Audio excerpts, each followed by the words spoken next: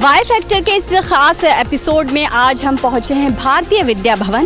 बात करेंगे वहां के विद्यार्थियों से, क्या सोचते हैं भारत की G20 मेज़बानी को लेकर, क्या विचार हैं और किस तरह इस G20 की मेज़बानी से न केवल कला संस्कृति को बढ़ावा मिल रहा है बल्कि भारत की युवा शक्ति, भारत की महिला शक्ति को भी एक मंच मिल रहा है। और हमारे साथ ये ऊर्जावान छात्र छात्राएं मौजूद हैं जो भारत की मेज़बानी के बारे में बात करने के लिए तैयार हैं। अपना नाम बताइए। मेरा नाम खुशबू है। खुशबू, इतने बड़े इवेंट की भारत मेज़बानी कर रहा है, G20 की मेज़बानी कर रहा है, मायने क्या है भारत के इसके लिए? अगर हम भारत की बात करते हैं तो भारत जब से आज़ाद हुआ है, भारत हमेशा पीसफुल पॉलिसी को लेकर चला है। जैसे ही भारत आज़ाद हुआ था उसने अपना पंचशील पॉलिसी बनाई थी, तब भी उसने 5 पॉइंट्स पीसफुल को लेकर बनाए थे।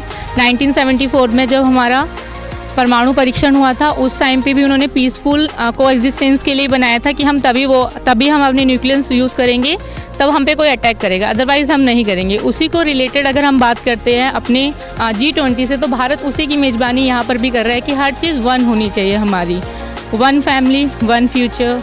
और अगर हम बात करते हैं कि अगर हम बात करते हैं अपने G20 की, तो G20 में उन्होंने बहुत सारी चीज़ों को लेके चला। उसी में हमारे कॉलेज में भी बहुत सारे इवेंट हुए। उसी से रिलेटेड हमारे कॉलेज में एक पोम कंपटीशन भी हुआ था जिसमें वसुदेव कुटुंबकम से रिलेटेड पोम बोलनी थी, तो मैं उसकी कुछ लाइनें आपको सुनाना चाहूँगी।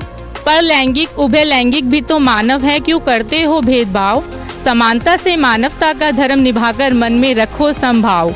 सर्वधर्म है सर्वशक्ति, अनैतिकताओं से हमें दूर भगाती है, वसुदेव कुटुंबकम के बंधन में बंधकर विश्व शक्ति शोर मचाती है। विश्व शक्ति का जो शोर है, जो उसका गूंज है, भारत उसकी तरफ कैसे बढ़ रहा है। G20 उसका भी एक मंच बना है और मंच बना है भारत की नारी शक्ति को भी एक मंच देने का। और जैसा कि खुशबू बात कर रही थी, जेंडर इक्वालिटी, लैंगिक समानता एक बहुत बड़ा विषय है G20, Y20 और W20 में। आपका नाम बताइए। हम जिस लैंगिक समानता की बात करते हैं, महिलाओं को बढ़ावा देने की बात करते हैं, G20 में विमेन 20 जो ग्रुप है, जिनकी जो बैठकें हुई हैं, विषयों पर चर्चा हुई है, वो किस तरीके से महिला शक्ति को बढ़ावा दे सकता है? मेरा नाम आस्था सिंह है और ये जो G20 समिट इस वर्ष भारत में होने वाला है, मैं इससे यह आशा करती हूँ कि हम जितनी जेंडर इक्वालिटी की बात करते हैं, हम सिर्फ बात ना करें, हम उस चीज़ को लागू करें और हर क्षेत्र में हमारी जो महिलाएं हैं वह आगे बढ़ें। और यह सिर्फ एक देश की बात नहीं है, ये हर देश में लोग इस चीज़ को समझें, इस चीज़ को जानें और जेंडर इक्वालिटी का जो नारा है उसको लगाते हुए आगे बढ़ें और लोगों को इसके लिए जागरूक करते रहें। बहुत खूबसूरत बात यहाँ पर कही कि केवल नारा नहीं लगाना है, वाकई में व्यावहारिकता में उसे उतार कर दिखाना है। और व्यावहारिकता में कैसे उतरेगा? जब महिलाओं को मौका मिलेगा लीडरशिप में आगे आने का, उद्यमिता में आगे आने का। और ख़ास बात यह है कि G20 में Y20 या W20 की जब हम बात करते हैं उसमें उद्यमिता एक बहुत बड़ा विषय है। स्टार्टअप्स की हम बात करें, प्रधानमंत्री नरेंद्र मोदी ने हर मंच पर G20 के इतर से भी उद्यमिता, स्टार्टअप, इनको बढ़ावा देने के लिए पुरजोर कोशिश की है। आप ये बताइए, आप यंग विमेन हैं, युवा शक्ति हैं भारत की, उद्यमिता की जब बात करते हैं तो क्या चुनौतियां देखती हैं आप महिलाओं के सामने? जी, मेरा नाम खुशबू शर्मा है और मुझे लगता है कि हम लोगों को सभी को सपोर्ट करना चाहिए एंड स्पेशली हमें वुमेन को सपोर्ट देना चाहिए। और वुमेन के लिए चैलेंजेस सिर्फ बाहर नहीं, घरों में भी होते हैं। तो सबसे पहले हमें अपने घरों से शुरुआत करनी चाहिए, हमें अपने घर की महिलाओं को सपोर्ट देना चाहिए, उनके काम को। अगर कोई महिला अगर अच्छा खाना बनाती है तो उसको हमें नीचे गिराने की बजाय उनको प्रमोट करना चाहिए कि आप एक अपना स्टार्टअप खोल सकते हैं, आप अपना फूड बिजनेस खोल सकते हैं। तो ऐसे करके स्टेप बाय स्टेप अगर हम घर से ही शुरुआत करेंगे तो मुझे लगता है कि विमेन बहुत आगे जा सकती है। न केवल घरेलू मोर्चे पर, बल्कि अगर आप स्टार्टअप की बात करें, इनोवेशन की बात करें, तो भारतीय महिलाओं ने और भारतीय युवाओं ने सभी को पीछे छोड़ दिया है। इनोवेशन की बात करें, उसमें भी भारतीय युवाओं का कोई सानी नहीं है और G20 में भी उभर कर सामने। मेरा नाम ख्वाहिश है एंड मैं इसमें पूरा बिलीव करती हूँ कि हमको it's high time that we should support women and not just women empowerment but women led empowerment. Women should empower other women and I feel कि it's high time that, and ऐसा नहीं है, बहुत सारी फीमेल एंटरप्रेन्योर्स हैं, we just need to support them and encourage them that they can also reach that high potential that men actually do in our country and they can have the same amount of success and achieve greater heights. मेरा नाम विद्या है और मेरा भी यही मानना है कि हमें महिलाओं को प्रमोट करना चाहिए इस चीज़ के लिए, इस स्टार्टअप के लिए। मतलब अगर वो चाहते हैं कि इस चीज़ में वो आगे बढ़ें, बिकॉज़ वो कर सकते हैं, उनमें वो शक्ति है, तो उनको सिर्फ एक पुश की ज़रूरत है उस चीज़ के लिए आगे बढ़ने के लिए। और G20 ने अपने बहुत मुद्दों में से एक मुद्दा ये भी रखा है कि उनको विमेन को स्टार्टअप्स के लिए प्रमोट करना है, उनके लिए और पॉलिसीज़ लाई गई हैं जिससे उनके लिए ये सारी चीज़ें थोड़ी आसान हो जाएंगी। महिला की सुरक्षा आज भी एक प्रश्न ज़रूर उठता है, विडंबना की बात है कि इतने हम आगे बढ़ गए, लेकिन वो मुद्दा ज़रूरी क्यों है और उस पर चर्चा ज़रूरी क्यों?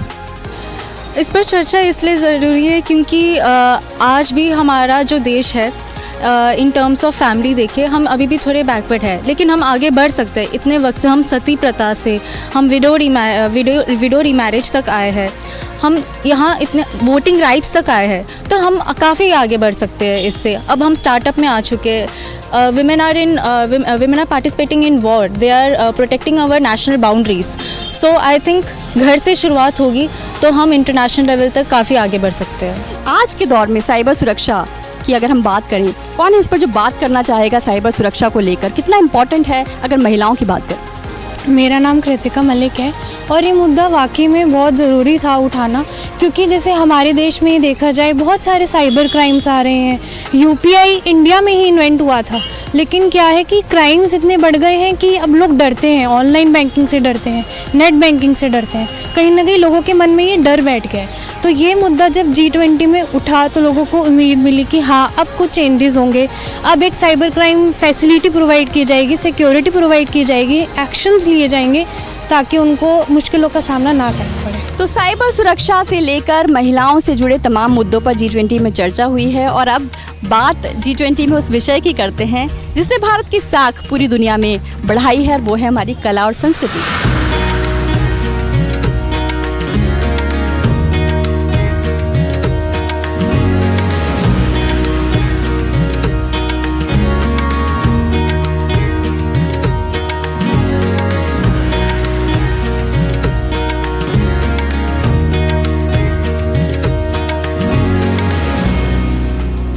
G20 के हर मंच से भारत की विविधता भरी संस्कृति के दर्शन हुए हैं और उसमें युवाओं का भी खासा योगदान है, चाहे शास्त्रीय नृत्य हो, गायन हो या फिर वो कलाएं जो आपको दिल्ली की सड़कों पर, दिल्ली के तमाम महत्वपूर्ण स्थलों पर नजर आ रही है, उनमें कहीं ना कहीं हमारे युवाओं का भी योगदान है। और हम अभी भारतीय विद्या भवन के इन युवाओं के साथ भी मौजूद हैं जो कला से प्यार करते हैं, संस्कृति से प्यार करते हैं। आपसे जानना चाहेंगे, भारत की कला और संस्कृति की बात करें और G20 की मेज़बानी बात करें, एक बहुत बड़ा मंच मिला भारत को। जी डेफिनेटली, भारत को एक बहुत बड़ा प्लेटफॉर्म मिला है जहाँ पर हम अपना आर्ट एंड कल्चर शो कर सकते हैं। नॉट इवन लाइक भारत में तो वैसे भी हो ही रहा है, and the institutions like the education institutions are also promoting the same thing by promoting certain cultural events which are happening on a very regular basis, so that कि हमको पता चले कि हमारे कल्चर्स किस तरीके से रहते हैं and how do we have to live with it and respect them at the same time. Theme ही जो है वो इस इवेंट की, जिसकी मेज़बानी भारत कर रहा है, वसुधैव कुटुंबकम, और उसका लोगो भी बड़ा खूबसूरत बना है। आप बताइए, आपने जब वो लोगो देखा, उसकी थीम सुनी तो आपको कैसा लगा? भारत शुरुआत से ही बहुत चीज़ों में रहा है, पर उसकी संस्कृति उसके साथ हमेशा से जुड़ी आई है और भारत ने इस बार भी उसको बहुत अच्छे से दर्शाया है। जब हमें थीम का ऑप्शन आया तो हमने उसमें चूज़ करा वसुधैव कुटुंबकम। तो ये बहुत बड़ी चीज़ को दर्शाता है और इसको हमने अपने पुराने उपनिषदों में से लिया है, तो वहाँ से भी एक वो है कि हाँ हम अपनी संस्कृति को भूले नहीं हैं, हम उसको लेकर चल रहे हैं। वो एक बहुत बड़ी बात है, उससे पूरे दुनिया को एक संदेश मिलता है कि भारत सबको साथ लेके चलने में यकीन रखता है। ऐसा नहीं है कि हमें सिर्फ खुद आगे बढ़ना है, बट हम सबको साथ लेकर चलना चाहते हैं। और दिल्ली की बात करें, दिल्ली एक नए अंदाज, नए स्वरूप, नए रंग में दिखाई दे रही है। आप बताइए, जो ये दिल्ली का बदला हुआ स्वरूप आपको दिख रहा है वो कैसा लग रहा है, जिसमें हमारी कला और संस्कृति झलक रही है? It's definitely good, and if we see the logo of G20, it is made by Sudarshan Patnaik.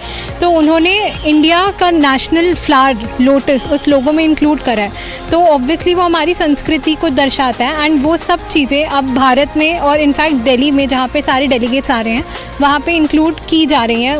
सब सफाई और अभियान काफ़ी ज़ोर शोर से चल रहे हैं। हमारी जो नृत्य कलाएं हैं, हमारी संगीत कलाएं, हर मंच पर उनका प्रदर्शन भी हो रहा है, तो युवा जो कलाकार हैं उनको भी बढ़ावा मिल रहा है। नृत्य की बात करी जाए, नृत्य कला की बात की जाए तो बिल्कुल वो बहुत अच्छा परफॉर्म कर रहे हैं और कल्चर को इन्हेंस कर रहे हैं, हमारे कल्चर को दर्शा रहे हैं।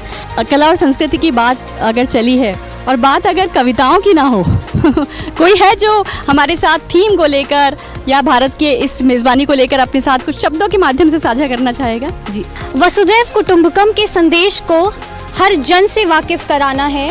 हम सबको याद है रखना, स्तुति से बड़े हमेशा सेवा वाले होते हैं हाथ। एक देश तरक्की करता है जब निभाते सब एक दूसरे का साथ। एक ऐसे हाथ बन जाने का प्रयास, सबको साथ ले चलने का।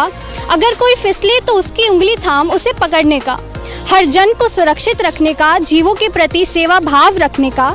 जात पात की बुराइयों को कहीं दूर बच निकलने का। हर धर्म का सम्मान करने का, कुटुंब में खुशहाली भरने का। एकजुट होकर एकता से कुरीतियों से लड़ने का। सबकी धरती है ये, सबका अपना है ये जहां।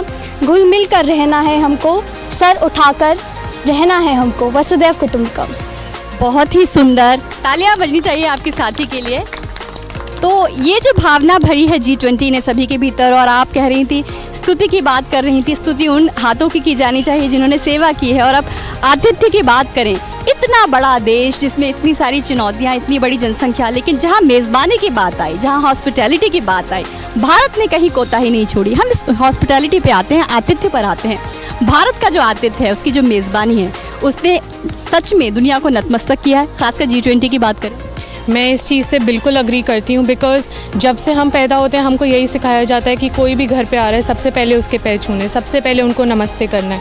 हमको कोई भी हो, चाहे वो टीचर हो या हम आपस में, हम सब एक दूसरे से बहुत ही प्यार से रहते हैं, सब साथ में रहते हैं। एंड हमको यही मतलब we all know how to live peacefully and how to treat each other with respect. And in India specially it's a very good platform in which we have so many traditions, so many cultures, and still we are able to maintain a peaceful and a respectful environment for each other, and hence it signifies a lot. And I'm so grateful that India, we can represent to the other countries what our culture is, what our nature and what our traditions are.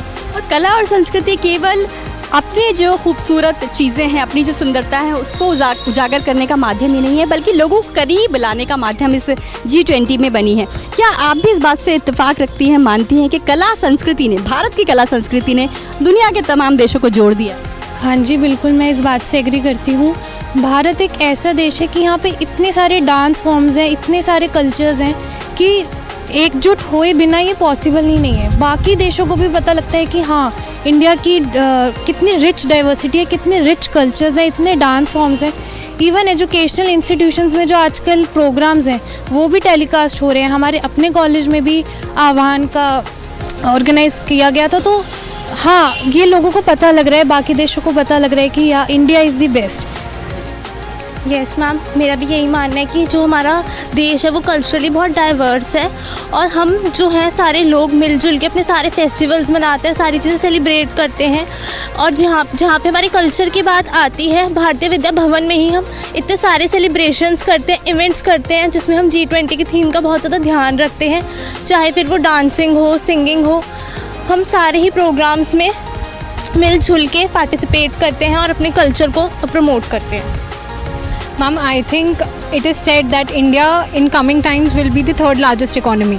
So अगर हम economic और research background में इतना अच्छा कर रहे हैं तो हमारा कल्चर ऑब्वियसली G20 के थ्रू और दुनिया के सामने आ रहा है। So yeah G20 is actually promoting our culture a lot. और बहुत अच्छा आपने यहाँ पर एक बिंदु उठाया है। हम अर्थव्यवस्था की बात करते हैं, तेज़ी से उभरती अर्थव्यवस्था है। G20 से हमारी अर्थव्यवस्था को, हमारी जो आर्थिक छवि है, उसको कितना बढ़ावा मिलने वाला है, उसमें क्या बदलाव आने वाला है? बहुत ज़्यादा बदलाव आएगा। दूसरी कंट्रीज से हम और हमारे गेस्ट आ रहे हैं G20 में जितने भी हैं, और वहाँ पर से लोग आएंगे, हमारी इकॉनमी रिप्रेजेंट होएगी, तो काफ़ी बदलाव आएगा। मैम, मैं ये कहना चाहूँगा, जिस संस्कृति में ही अतिथि देवो भव है, वहाँ पे हम कैसे कमी छोड़ सकते हैं। दूसरे देशों के जब प्रतिनिधि हमारे देश में आते हैं, उनके स्वागत में हमने कोई कमी नहीं छोड़ी है।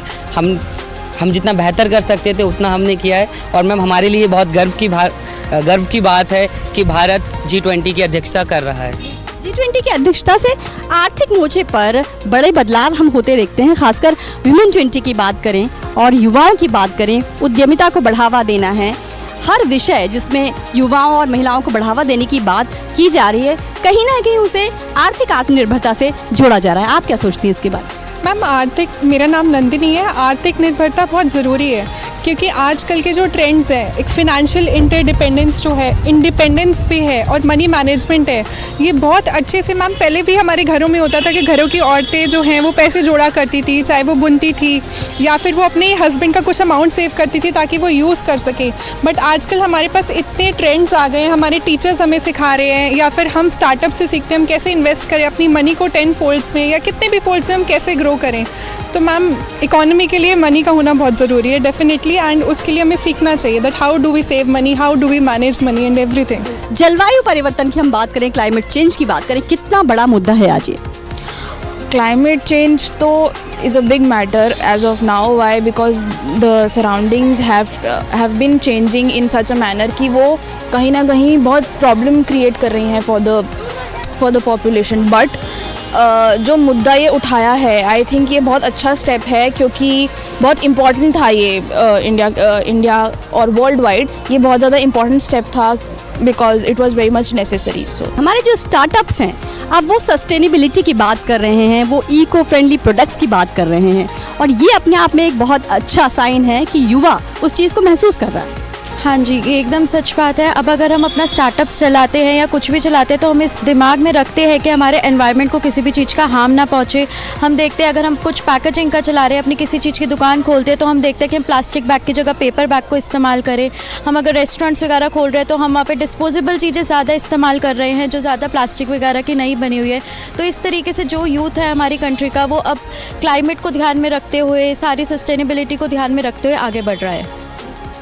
कुछ ऐसे ही युवाओं से और कलाकारों से हमने बातचीत की G20 की मेज़बानी को लेकर, जिनके स्टार्टअप्स जो हैं वो न केवल इको फ्रेंडली हैं, सस्टेनेबल लाइफस्टाइल को बढ़ावा दे रहे हैं, बल्कि अपनी उस कला के ज़रिए वो G20 में भी भारत का प्रतिनिधित्व करते दिखाई दिए। G20 में मैंने बहुत सारे इंस्टॉलेशंस बनाए हैं सेरामिक्स में। तो जो सारे हमारे दिल्ली के फूल हो गए, गुलमोहर, चंपा, जामुन का फूल, बैंगन के फूल, तो इन सब के हमने सेरामिक्स में बहुत सुंदर सुंदर बुकेज़ बनाए हैं जो परमानेंट इंस्टॉलेशंस के तरीके से है, जो होटल ली मेरिडियन दिल्ली जनपद में लगेंगे, जहाँ पे हमारे बहुत सारे डेलीकेट्स रहेंगे। उसके आगे हमने वेस्ट ग्लास को मेल्ट करके अलग अलग तरीके से इंस्टॉलेशन क्रिएट करी है, किताबों के फॉर्म में और स्कल्पचर्स के फॉर्म में। तो भारत की मेज़बानी पर भारतीय विद्या भवन के छात्रों के साथ बातचीत हो रही है। इस बातचीत को जारी रखेंगे, लेकिन यहाँ रुक रहे हैं एक छोटे से ब्रेक के लिए।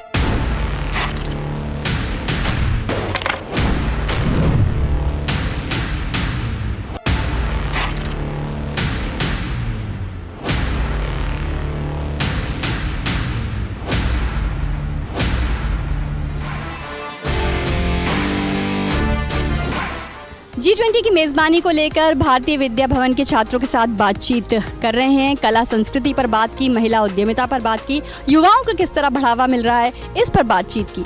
बात करें प्रधानमंत्री मोदी के नेतृत्व की G20 में, जो भारत का एक स्वरूप निखर कर आया है, जो उसकी छवि बाहर निकल कर आई है, उसमें हमारा जो नेतृत्व है उसका कितना योगदान है?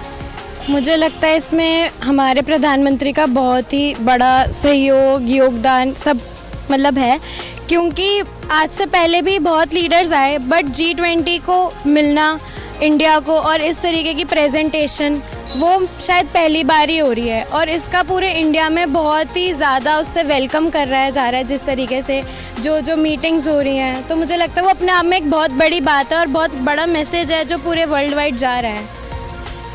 मैं भी बिल्कुल एग्री करती हूँ। अब G20 की प्रेसिडेंसी हमारे पास है, इंडिया के पास है, उसका बहुत ही अच्छे तरीके से मोदी जी प्रदर्शन कर रहे हैं। अलग अलग मुद्दों पे चर्चा हो रही है। इवन प्रधानमंत्री जी युवाओं के साथ भी बहुत इंटरेक्शन करते हैं, डिफरेंट कंट्रीज़ के प्रेसिडेंट्स के साथ मिल रहे हैं, बातचीत चल रही है, मुद्दे उठाए जा रहे हैं। तो ये G20 एक बहुत ही अच्छा मौका है इंडिया के पास अपने आप को रिप्रेजेंट करने का, अपने कल्चर दिखाने का। G20 एक बहुत अच्छा मौका है जिससे वो हमारी संस्कृति को आगे लेकर आ रहे हैं और सब देख रहे हैं कि हम एक बहुत ही सांस्कृतिक देश के वासी हैं। महत्वपूर्ण बात यह है कि भारत जिस वक्त G20 की मेज़बानी में जुटा है और दुनिया का ध्यान अपनी ओर खींच रहा है, उसी वक्त हम चंद्रयान लॉन्च कर एक सफलता हासिल करते हैं। हमारे खिलाड़ी वर्ल्ड एथलेटिक्स चैंपियनशिप में गोल्ड जीत रहे हैं। ये अपने आप में क्या एक ऊर्जा है जो ये इवेंट पूरे भारत में भर रहा है? जानते हैं इन स्टूडेंट से, क्या लगता है आपको? हाँ जी बिल्कुल, ये इंडिया के लिए बहुत प्राउड की बात है। अभी जैसे 23 अगस्त को ही चंद्रयान 3 बहुत ही सक्सेसफुल रहा। हमारा लैंडर विक्रम बहुत अच्छे से लैंड हुआ, हमारा रोवर प्रज्ञान बहुत अच्छे से इमेजेस कैप्चर कर रहा है। तो ये इंडिया के लिए एक बहुत ही शान की बात है।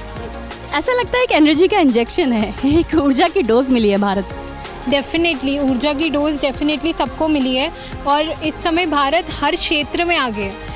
वेदर इट्स टेक्नोलॉजी चंद्रयान के थ्रू और वेदर इट्स स्पोर्ट्स, हमारे सारे स्पोर्ट्समैन गोल्ड लेके आ रहे हैं। एंड नीरज चोपड़ा रिसेंटली ही got a gold medal for our country and it's like in every domain you name it and we have it. अगर हम वुमेन एम्पावरमेंट की बात करें तो सिर्फ हमारे पास मूवीज़ नहीं है जिसमें हम ये दिखा सकें वुमेन एम्पावरमेंट। हमारे पास इसरो ने इतनी सारी फ़ोटोज़ हमें सोशल मीडिया के थ्रू शेयर करी है जिसमें हमने देखा है कि चंद्रयान 3 में कितनी सारी वुमेन्स थी जिन्होंने अपना योगदान दिया है। और ऑफ कोर्स उनके साथ साथ और भी बहुत सारे जितने भी साइंटिस्ट हैं, जितने भी लोग उसमें जुड़े हुए हैं, उनकी वजह से चंद्रयान 3 जो है वो सक्सेसफुल रहा है। इसके साथ ही मैम हमारे देश के युवा प्रज्ञनंदा जिन्होंने विश्व चेस चैम्पियनशिप में द्वितीय पद हासिल किया, मैम ये भी हमारे लिए बहुत ज़्यादा गर्व की बात है। इसके अलावा मैम एथलेटिक्स में भी अभी हमारी देश की टीम ने एशिया रिकॉर्ड बनाया 4x400 मीटर रिले रेस में मैम। तो ये ऐसी चीज़ें हैं मैम जो हमें बहुत प्रेरणा देती है कि हम भी आगे आएँ और एक युवा देश के युवा नागरिक होते हुए ऐसी पहल में भागीदारी निभाए हमारी पूरी। और नेतृत्व जो है वो युवाओं में भी है और युवा तैयार है भारत को आगे बढ़ाने के लिए, आगे ले जाने के लिए। इस युवा नेतृत्व के और क्या सपने हैं G20 से इतर भारत से? युवाओं के सपने यही हैं कि अब उनको आगे आने का मौका मिलेगा, उन्हें प्राउड फील होगा कि यस हम इंडियंस हैं। और वासुदेव कुटुंबकम थीम के ज़रिए ये भी पता लगेगा कि हाँ सारे नेशंस को एक साथ डेवलपमेंट की ओर अग्रसर स्टेप्स लिए जा रहे हैं। ऐसे युवा पीढ़ी को बहुत मौके मिलेंगे जैसा कृतिका ने कहा, और आजकल एम्प्लॉयमेंट अपॉर्चुनिटीज़ भी मिलेंगी, विमेन के लिए हेल्प मिलेगी और काफ़ी हमें अपॉर्चुनिटीज़ मिलेंगे जैसे पढ़ाई के लिए और जॉब के लिए। तो युवा के लिए बहुत अच्छा होगा। और एक ये जो ऊर्जा की भावना है कि कोई भी बड़ी चुनौती हो, कोई भी मेगा इवेंट हो, कोई भी बड़ी मेज़बानी हो, भारत उसे पूरी तरह पूरी सफलता के साथ ना केवल अंजाम दे सकता है, पूरा कर सकता है, पर दुनिया का दिल भी जीत सकता है क्योंकि उसके पास उसकी युवा शक्ति है, उसके पास उसका वाई फैक्टर है। तो आज वाई फैक्टर में हम थे भारतीय विद्या भवन के इन छात्रों के साथ जिन्होंने अपनी ऊर्जा से, अपनी अभिव्यक्ति से G20 की मेज़बानी को लेकर अपने विचार रखे। वाई फैक्टर के अगले एपिसोड में फिर होगी आपसे मुलाकात, तब तक मुझे दीजिए अनुमति। नमस्कार।